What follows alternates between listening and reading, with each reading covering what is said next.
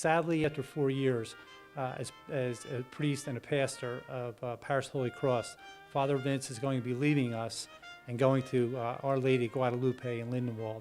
What we want to do today is to get Father Vince's thoughts on his time here, which was very successful and a real blessing for the Parish of the Holy Cross. So, Father, just wanted to ask you, you've said a number of times that the first assignment for a priest and the first time as a pastor is very, very special for a priest, for a parish priest.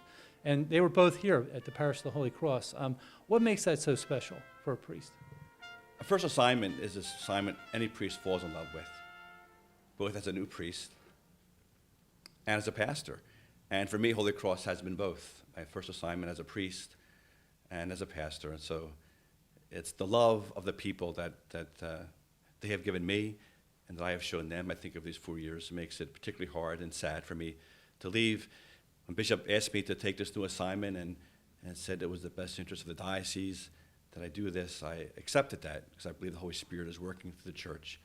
But certainly I have mixed emotions and a great deal of sadness because of the love I have for the people.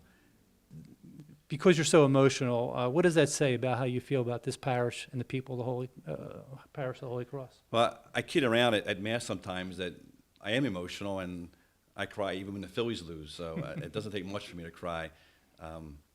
But I think it's a sign of love. You know, it's a great, the love that I feel that people have for me, and not just me, but the priesthood, the love that people have for the church and all of our churches and our one parish now.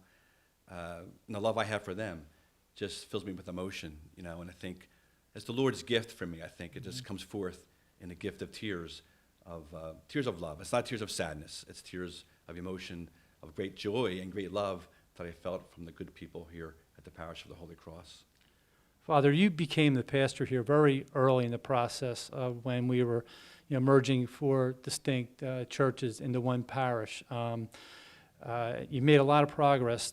Just in your mind, what were some of the challenges that you had to overcome, and how do you think that you did and we did as a parish during that time? First, let me thank Father Ariel for welcoming me as a new priest in the parish and the good work Father Ariel did as the first pastor of the parish. He had a monumental task of bringing 4 parishes, 5 churches together with distinct cultures and a bilingual community. And I was blessed to follow him and his lead and to continue to build upon that. And I think we made great, great strides in the 4 years I've been here, the 3 years I've been his pastor. More and more, I think, our people look upon Holy Cross as one parish. We respect the various churches and the great history of each church, St. Mary's and Immaculate, St. Teresa's, St. Michael's, St. Anthony's.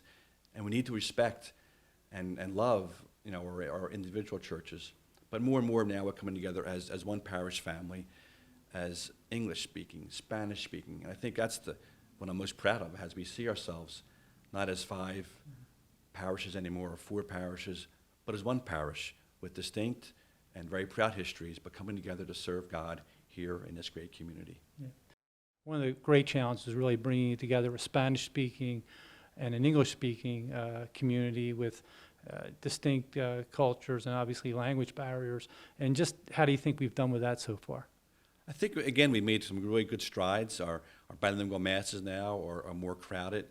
People are getting more comfortable with a bilingual mass. And one of the things I'm really proud of is how we established the ESL program for the lay people, and with Sister Graciela taking the lead to teach our Spanish-speaking parishioners English language.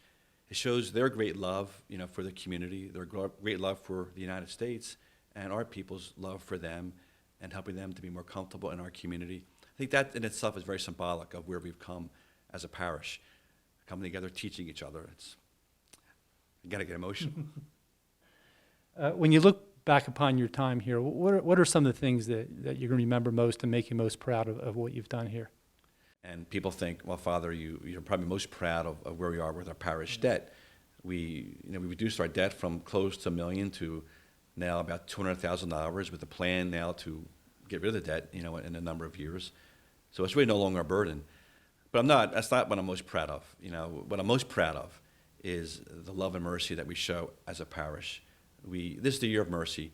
And shortly after I became a priest, Pope Francis was elected as our pontiff. And Pope Francis looked upon the church as a field hospital. And that's the way I try to build our parish of the Holy Cross. It's a field hospital. And we reach out in love and mercy in so many different ways to touch people, whether it's in prison, the homeless with our Code Blue program, food pantries and soup kitchens, donations to the poor, helping an orphanage in Mexico. So many ways we've reached out in mercy to show God's love to others as we receive God's love, and we're showing that love towards others. And that's what I'm most proud of, the great love and mercy and compassion that just comes forth from our people. And we've had a number of activities that have, tried to engage youth and young families.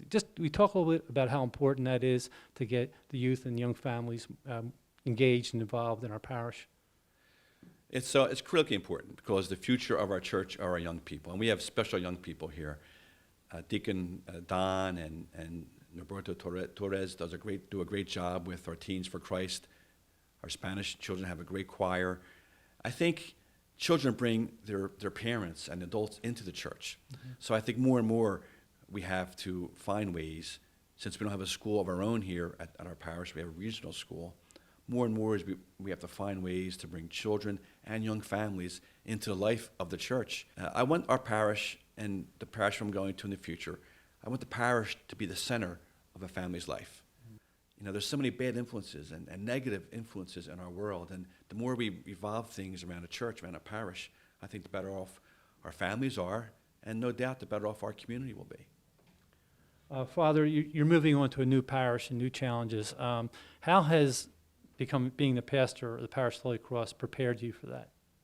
The priest I am today because of the people of the Parish of the Holy Cross. And everything I learned, I did as a priest, started here. My first anointing, my first funeral, my first wedding, preparation for baptism. So seminary trains you so much, but really it's the people of the parish that help you, and the workers, the staff, mm-hmm. the pastoral council. Being blessed to work with great priests like Father Donardo, Father Rivera, Father Hernandez, all of our deacons, our sisters. I mean, just the list is endless of the people who have touched my life in such a positive way, from priests to homeless people, to people in prison, to our seniors who are homebound. They can't get out, but show their great love for the church. So, and what I learned most of all is they want your presence. Mm-hmm. If Father Matt asks you for advice on being pastor of the Parish of the Holy Cross, what will you tell him? He already did. And Father Matt is a wonderful priest, yeah. and a good friend. And I'm so happy that the bishop appointed my good friend, Father Matt Weber, as the pastor who succeeds me. And I told Matt that he's going to be loved to death by the good people of this parish. As hard it is for a pastor to leave, for me as a pastor and for the community, I know the Spirit will continue to build up our kingdom, and I know the parish will be in good hands, and I know Father Matt will be in good hands with the good people of Holy Cross. Mi corazón, in my heart, always. So just a great love I have for the people, and just thank them for the great love they've shown. And I'm not going too far. I'm going 30 miles away or so, and so you always have a friend in Father Vince. Okay, thank you. Father Vince will be leaving the Parish of the Holy Cross at the end of June, and we're going to miss him terribly. But we welcome Father Matt Weber to our parish community, and we look forward to getting to know him. As Father Vince has said, he's not going all that far, and he'll always be in our hearts, and we will certainly go up and visit him.